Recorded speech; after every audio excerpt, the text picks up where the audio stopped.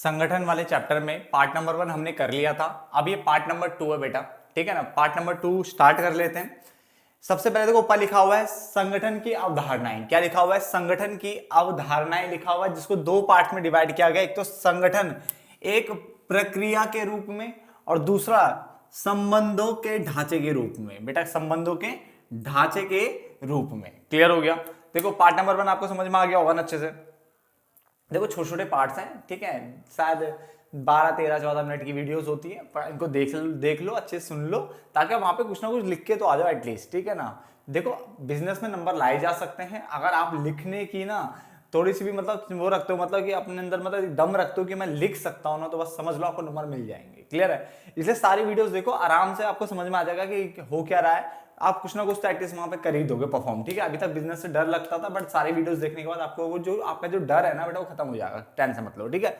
अभी हम बात कर रहे हैं संगठन की अवधारणा। देखो आपने ये भी नोटिस किया होगा कि जो वीडियोस है ना, उसका कंटेंट मैं ज्यादा नहीं दे रहा हूँ, ठीक है। वो फालतू में हर चीज को इतना डिफाइन करके बढ़ा नहीं रहा हूँ वीडियो को, क्योंकि मुझे पता है ना कि अगर हर चीज को डिफाइन करने बैठूंगा ना, तो एक तरह से पूरी की पूरी बुक बन जाएगी, जिससे फिर बच्चा फिर बोलेगा यार नोट्स बनाने भी चलूंगा तो इतने मोटे नोट्स हो गए, इतने बात तो वही पड़ गई, कैसे पढ़ूंगा मैं, ये सब चीज दिमाग में आती है। तो इसलिए मैं जानबूझ के समराइज फॉर्म में मैं आपको ये करके दे रहा हूँ, जिससे कि आपको क्या काफी आसानी होगी इसे करने में बेटा, ठीक है। समराइज फॉर्म में मैं आपको ये करने के लिए दे रहा हूँ बेटा, ठीक है ना। पॉइंट बाय पॉइंट है सारी चीजें, ठीक है ना। और जहां पे मुझे लगता है कि मुझे एक्सप्लेन कर लेना चाहिए, वहां पे मैं इस चीज को एक्सप्लेन भी कर रहा हूं आपके लिए, ठीक है ना। तो काफी छोटा मतलब काफी कम पन्नों में नोट्स आ जाएंगे आपके, और आप इनको प्लीज अच्छे से याद कर लो, ठीक है। कम में भी अच्छे से याद भी हो जाएगा। अब हमारे पास है, मैंने बताया संगठन एक प्रक्रिया के रूप में और संगठन संबंधों के ढांचे के रूप में। तो दो चीजें मेरे पास, ठीक है। सबसे पहले बात करते हैं, इसके अनुसार संगठन को एक प्रक्रिया माना गया, यानी एक प्रक्रिया के रूप में क्या बोला गया? संगठन को एक प्रक्रिया माना गया, एक प्रोसेस माना गया है। अर्थात संगठन एक ऐसा कार्य नहीं है जिसे केवल किसी एक ही क्रिया के द्वारा पूरा कर लिया जाए। यानी संगठन एक ऐसा कार्य नहीं जिसे एक ही आपने एक काम किया बस हो गया पूरा, ना ऐसा नहीं है, बल्कि यह तो अनेक कार्यों की एक श्रृंखला है, ठीक है ना। तो उसने बोला इसके अनुसार संगठन को एक प्रक्रिया माना गया है, अर्थात संगठन एक ऐसा कार्य नहीं है जिसे केवल एक ही क्रिया के द्वारा पूरा कर लिया जाए, बल्कि यह तो अनेक कार्यों की एक श्रृंखला है। उसके अलावा मैंने बोला संगठन पर अनेक कारकों का प्रभाव पड़ता है। संगठन पर अनेक कारकों का प्रभाव पड़ता है, वो आंतरिक हो सकते हैं, बाह्य हो सकते हैं, कोई भी, ठीक है ना। जिसके कारण प्रक्रिया के रूप में संगठन को एक गतिशील तत्व भी माना गया है। गतिशील क्यों बोल रहे हैं? डायनामिक बोल रहे हैं कि अगर जो परिवर्तन होगा ना संगठन उसके अकॉर्डिंग चेंज हो जाएगा, टेंशन मत लो, उन परिवर्तनों को अपना लेगा, ठीक है ना। और उसके अकॉर्डिंग जो छोटा मोटा चेंज करना वो कर भी लेगा, तो इसलिए इसको डायनामिक बोला गया। तो आप क्या बोलोगे? संगठन की प्रक्रिया के रूप में संगठन, इसके अनुसार संगठन को एक प्रक्रिया माना गया है, अर्थात संगठन एक ऐसा कार्य नहीं है जिसे केवल एक ही क्रिया के द्वारा, यानी एक ही आपने स्टेप यार हो जाएगा, ऐसा नहीं है, एक ही क्रिया के द्वारा पूरा कर लिया जाए ऐसा कार्य नहीं है, बल्कि यह तो अनेक कार्यों की एक श्रृंखला है। उसके बाद इसने बोला संगठन पर अनेक कारकों का प्रभाव पड़ता है, जिसके कारण प्रक्रिया के रूप में संगठन को एक गतिशील तत्व भी कहा जाता है। चलो बेटा यहां तक तो समझ में आ गया पहला पॉइंट, ठीक है। अब बात करते हैं उसके अपोजिट साइड में बेटा क्या लिखा है। वहां पे मैंने बोला संगठन संबंधों के ढांचे के रूप में, तो इसके अनुसार संगठन को संबंधों के ढांचे के रूप में माना गया है। संबंधों के ढांचे के रूप में माना गया। संबंधों में यह निश्चित किया जाता है कि कौन किसका अधिकारी होगा और कौन किसका अधीनस्थ होगा, कि कौन किसका अधिकारी, अधिकारी मतलब हेड ऊपर वाला, ठीक है, और कौन किसका अधीनस्थ, अधीन मतलब सबऑर्डिनेट मतलब नीचे वाला। क्लियर? इसको सुपीरियर बोलते हैं, इसको सबऑर्डिनेट बोलते हैं। सबऑर्डिनेट नीचे वाला होता है, सुपीरियर ऊपर वाला होता है। क्लियर?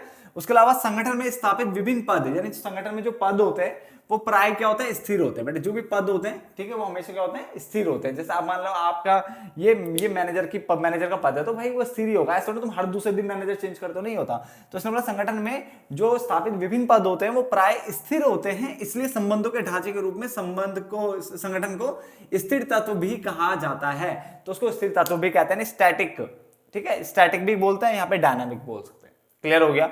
अब इसके अंदर स्टैटिक वाले में आपको औपचारिक और अनौपचारिक दो संगठन पढ़ने पड़ते हैं बेटा। औपचारिक संगठन क्या होता है और अनौपचारिक संगठन क्या होता है। क्लियर है? ये दो चीजें इसमें क्या होती है? पढ़नी पड़ जाती है। डन? तो अगर आपसे पेपर में पूछा जाए कि औपचारिक और अनौपचारिक किसके अंदर आते हैं, इसके अंदर आते हैं संगठन की प्रक्रिया के रूप में आते हैं, या फिर ढांचे के रूप में? तो आप बोलोगे ढांचे के रूप में आता है। क्लियर हो गया? एक बार रिपीट कर रहा हूं मैं, प्लीज ध्यान से सुनना, ठीक। मैंने क्या बोला? संगठन की अवधारणा दो तरह के, संगठन को एक प्रक्रिया के रूप में भी बोला जा सकता है, संगठन को ढांचे के रूप में भी बोला सकता है। प्रक्रिया के रूप में ये बोला जाता है कि संगठन को एक प्रक्रिया के रूप में माना जाता है। ये नहीं बोल सकते आप कि भाई आपने एक क्रिया किया और उससे पूरा काम हो जाएगा, नहीं ऐसा नहीं है ये, बट जबकि विभिन्न क्रियाओं का एक श्रृंखला है, विभिन्न क्रियाओं की अनेक कार्यों की एक श्रृंखला है, क्लियर है। और संगठन पर अनेक कारकों का प्रभाव पड़ता है और जिसके कारण क्या संगठन में क्या परिवर्तन होते रहते हैं, ठीक है। संगठन उन परिवर्तनों को अपना भी लेता बड़े प्यार से, ठीक है ना। तो उसने बोला इसलिए संगठन को एक गतिशील तत्व भी कहा जाता है। जबकि दूसरे वाले में इसने बोला इसके अनुसार संबंधों के ढांचे के रूप में भी इसको माना गया है, यानी इसमें संबंधों में यह निश्चित करना पड़ता है कि कौन किसका अधिकारी होगा और कौन किसका अधीनस्थ होगा। उसके अलावा संगठन में स्थापित विभिन्न जो पद होते हैं वो प्राय स्थिर होते हैं और स्थिर होने के कारण संगठन को एक स्थिर तत्व भी कहा जाता है, जिसमें आपको औपचारिक और अनौपचारिक यानी फॉर्मल ऑर्गेनाइजेशन और इनफॉर्मल ऑर्गेनाइजेशन ये दोनों पढ़ने, जो कि अपने आप में बहुत इंपॉर्टेंट है। तो ये टॉपिक ज्यादा इंपॉर्टेंट है, ये तो खाली ऐसी था, एक नंबर में क्वेश्चन घूम के आ सकता है, वैसे ज्यादा कुछ खास नहीं उसमें, बट ये जो नीचे टॉपिक है ना बेटे वेरी वेरी इंपॉर्टेंट है पेपर के लिए, ठीक है। औपचारिक संगठन और अनौपचारिक संगठन क्या होता है, नोट डाउन कर लो यहां तक। अब आगे देखिए बच्चे, औपचारिक संगठन यानी जो फॉर्मल ऑर्गेनाइजेशन होती है वो क्या होती है, देखो नाम से देखो फॉर्मल यानी जिसमें प्रॉपर रूल्स रेगुलेशन होंगे, सब कुछ तरीके से व्यवस्थित होगा, उसको बोला यहाँ पे औपचारिक। यानी औपचारिक मतलब रूल्स रेगुलेशन से होने वाला बिल्कुल व्यवस्थित तरीके से जो व्यवस्थित हो ऐसा हो, उसको हमने क्या बोला औपचारिक बोल देना है, ठीक है ना। तो औपचारिक संगठन से अभिप्राय किसी विशेष कार्य को पूरा करने के लिए, यानी किसी विशेष कार्य को पूरा करने के लिए प्रबंध द्वारा या प्रबंधक द्वारा तैयार किए गए संगठन के ढांचे से है बेटा, किसके द्वारा, जो प्रबंधक है उसके द्वारा तैयार किए गए किसके संगठन के ढांचे से है, ठीक है। तो आप प्रबंध बोलो जो मतलब मैनेजमेंट के द्वारा बोल सकते हो, चल जाएगा। तो औपचारिक संगठन से अभिप्राय किसी विशेष कार्य को पूरा करने के लिए, यानी किसी विशेष कार्य को पूरा करने के लिए जो प्रबंध है, प्रबंध मतलब जो ऊपर वाले हेड है उनके द्वारा तैयार किए गए संगठन के ढांचे से। अब वो संगठन का ढांचा क्या है वो समझना बेटा, ठीक है। यानी जिसमें प्रॉपर नियम अधिनियम सब कुछ होंगे उनकी बात कर रहा है। इसके अंतर्गत संस्था में कार्यरत यानी जो आपका संगठन है उसमें जो भी लोग काम कर रहे हैं, कार्यरत व्यक्तियों के उनके उत्तरदायित्वों को, उनके अधिकारों को और उनके पारस्परिक संबंधों को स्पष्टतः परिभाषित कर दिया जाता है। यानी कौन किसका अधिकारी होगा, कौन किसका अधीनस्थ होगा, क्या रेस्पॉन्सिबिलिटीज होगी, क्या अथॉरिटी होगी, वो सब कुछ पहले से ही सब कुछ क्या होता है यहाँ पे डिफाइन कर दिया जाता है कि भाई ये सब चीजें हैं, अब इसके अकॉर्डिंग काम करना है। तो उसने बोला औपचारिक संगठन से अभिप्राय किसी विशेष कार्य को पूरा करने के लिए प्रबंध द्वारा तैयार किए गए संगठन के ढांचे से है। इसने बोला इसके अंतर्गत संस्था या फिर संगठन में कार्यरत व्यक्तियों के जो उत्तरदायित्व है, जो रेस्पॉन्सिबिलिटीज है, अधिकारों, जो अथॉरिटीज है एवं पारस्परिक संबंधों को स्पष्टतः परिभाषित कर दिया जाता है और इसमें बता दिया जाता है कौन किसका क्या बोलते हैं अधीनस्थ होगा और कौन किसका वही ऊपर वाला अधिकारी जो होता है, ठीक है ना। तो ये यहाँ पे क्या करते हैं, इसको बता दिया जाता है पहले ही, ठीक है ना। आगे औपचारिक संगठन के लक्षण यानी विशेषताएं क्या है, तो सबसे पहले यह नियमों एवं कार्यविधियों पर आधारित होता है। किस पे, रूल्स पर और कार्यविधियों पर क्या होगा, ये आधारित होता है। ये किस पे होता है, नियमों पर और जो कार्यविधियों है यानी जो प्रोसीजर्स है उन पर आधारित होता है। यह कार्य विभाजन पर आधारित होता है कि उसमें काम को छोटे छोटे पार्ट्स में डिवाइड कर दिया जाता है, फिर विभागों को सौंपा जाता, पढ़ा था ना अभी, तो उसकी बात कर रहा है। उसके अलावा यह जानबूझकर स्थापित किया जाता है। याद रखना हमेशा ना, कोई आपसे पूछेगा फॉर्मल वाला या इनफॉर्मल, औपचारिक या अनौपचारिक में से कौन सा जानबूझ के किया जाता है, तो बेटा ये वाला जानबूझ के बनाया जाता है। ऐसा एनवायरनमेंट क्रिएट किया जाता है ताकि काम को एफिशिएंटली और इफेक्टिव तरीके से किया जा सके, ठीक है ना। इसके अलावा ये अधिक स्थिर होता है, इसमें परिभाषित आपसी संबंध होता है। आपसी संबंध मतलब कौन किसका अधिकारी होगा, कौन किसका अधीनस्थ होगा, सब कुछ पहले से परिभाषित होता है। और ये अव्यक्तिगत होता है, अर्थात इसमें व्यक्ति का नहीं काम का महत्व होता है। यानी जो आपकी पर्सनल फीलिंग है, जो व्यक्तिगत भावनाएं है, उसमें यहाँ पे उन पे ध्यान नहीं देंगे, व्यक्तिगत भावनाओं पे यहाँ पे ध्यान नहीं दिया जाता है, याद रखना, ठीक है ना। तो हमने क्या बोला, औपचारिक संगठन से अभिप्राय किसी विशेष कार्य को पूरा करने के लिए जो प्रबंध है उसके द्वारा तैयार किए गए ढांचे, संगठन के ढांचे से है। इसके अंतर्गत संस्था में कार्यरत या संगठन में कार्यरत व्यक्तियों के उत्तरदायित्वों को, अधिकारों को और आपसी संबंधों को स्पष्टतः पहले ही तरीके बिल्कुल साफ साफ परिभाषित कर दिया जाता है। औपचारिक संगठन के लक्षण या विशेषताएं क्या, पहला है यह नियमों एवं कार्यविधियों पर आधारित होता है। नियमों और कार्यविधि, रूल्स और प्रोसीजर्स पर ये क्या होगा तुम्हारा आधारित होगा, ये कार्य विभाजन पर आधारित होता है। ठीक है, यह जानबूझकर किया जाता है, अधिक स्थिर होता है, इसमें परिभाषित आपसी संबंध होता है, कौन किसका अधिकारी कौन किसका अधीन है, सब कुछ पहले से यहाँ पे क्या होगा परिभाषित होगा। उसके अलावा यह अव्यक्तिगत होता है, इसमें व्यक्तिगत जो भावनाएं होती है उनको इग्नोर कर दिया जाता है, उनको नहीं ध्यान दिया जाएगा। इसका अर्थात इसमें व्यक्ति का नहीं किसका, काम का महत्व होता है। क्लियर हो गया यहां तक? फ्लावर से नोट डाउन करो बेटा, अच्छे से तैयार कर लेना, ये बहुत इंपॉर्टेंट है। अब आगे देखिए बेटा, औपचारिक संगठन के लाभ और औपचारिक संगठन की सीमाएं। देखो सबसे पहले बात करते हैं लाभ की। तो लक्ष्यों को प्राप्त करने में आसानी होती है। अगर आप प्रॉपर रूल्स रेगुलेशन के हिसाब से चलोगे तो लक्ष्यों यानी जो आपका उद्देश्य है, लक्ष्य है, ठीक है, उसको आप इजीली क्या कर सकते हो, प्राप्त कर सकते हो। दूसरा, ये अधिक स्थिर है, इसका मतलब संगठन में स्थिरता रहती है। इसके अंतर्गत क्या रहती है, संगठन में स्थिरता रहती है, स्टेबिलिटी मेंटेन रहती है। आदेश की जो एकता है, ठीक है, उसका पालन करना यहाँ पे संभव है। आदेश की एकता आपको मैंने पढ़ाया हुआ है, ठीक है ना, तो उसका यहाँ पे क्या है, पालन कर पाना क्या होता है, संभव होता है। तो 3 पॉइंट हो गए, लक्ष्यों को प्राप्त करने में सहायक है। नंबर 2, यह अधिक स्थिर है, मतलब संगठन में स्थिरता रहती है। नंबर 2, आदेश की एकता का पालन करना यहाँ पे संभव हो पाता है।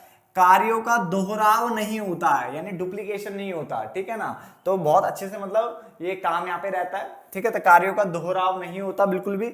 उसके अलावा उत्तरदेयता निर्धारण में आसानी रहती है। उत्तरदेयता निर्धारण में आसानी होती है, क्योंकि सभी कर्मचारियों के जो अधिकार हैं और उत्तरदायित्व है निश्चित होते हैं, पहले से प्री डिसाइडेड होते हैं कि ये तुझे काम सौंपा गया तो तू उसके लिए रेस्पॉन्सिबल होगा, है ना। तो यहाँ पे क्या उत्तरदेयता यानी जो भी क्या नाम है अकाउंटेबिलिटी एंड ऑल जो भी होगी, मतलब कि जवाबदेही होगी, सब कुछ पहले से डिसाइड होता है कि भाई तुझे काम दिया तू ही तो होगा ना रेस्पॉन्सिबल, तो ये मुझे जवाब देगा, तो ऐसा देखने को मिलता है। तो लक्ष्यों को प्राप्त करने में आसानी होगी, लक्ष्यों को प्राप्त करने में आसानी। दूसरा, संगठन में स्थिरता रहती है। नंबर 3, आदेश की एकता का पालन कर पाना यहाँ पे क्या संभव होता है, आदेश की एकता का पालन करना संभव है। कार्यों का यहाँ पे दोहराव नहीं होता, मतलब एक काम दो बार ऐसा हो जाए, ऐसा नहीं होता। उसके अलावा उत्तरदेयता निर्धारण में आसानी होती है, क्योंकि सभी कर्मचारियों के अधिकार एवं उत्तरदायित्व यहाँ पे क्या होते हैं, निश्चित होते हैं।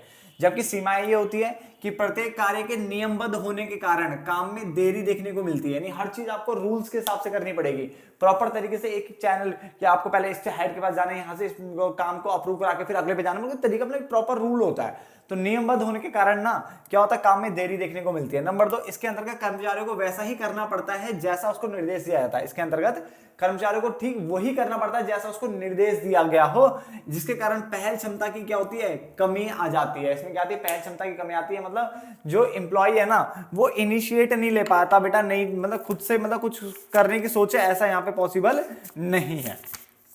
क्लियर हो गया?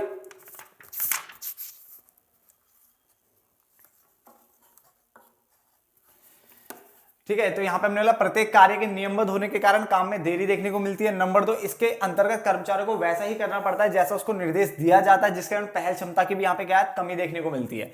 साथ ही संबंधों का यहाँ पे यंत्रीकरण किया जाता है, बिल्कुल मशीन बना के रख दिया जाता है लोगों को कि ऐसे करना, ये करना, ये करना, मतलब अपने अकॉर्डिंग बेटा कुछ कर नहीं सकता। तो यंत्रीकरण मतलब एक तरह से बिल्कुल आपको एक एक रूल के हिसाब से चलना पड़ेगा, जो वहां की जो नीतियां होगी ना उसके हिसाब से आपको काम करना पड़ेगा। ठीक है, तो उसका मतलब संबंधों का यहाँ पे क्या हो रहा है, यंत्रीकरण हो गया, तो मशीन बना दिया बिल्कुल। तुम यहाँ पे जा करके उसको चाय दो, तुम यहाँ पे जा करके उसको फाइल दो, मतलब एक तरह से मशीन बना दिया। ठीक है, तो इस पार्ट को बेटा यहीं पे रोकते हैं। ठीक है, पार्ट नंबर 3 में मिलेंगे, तब तक के लिए धन्यवाद।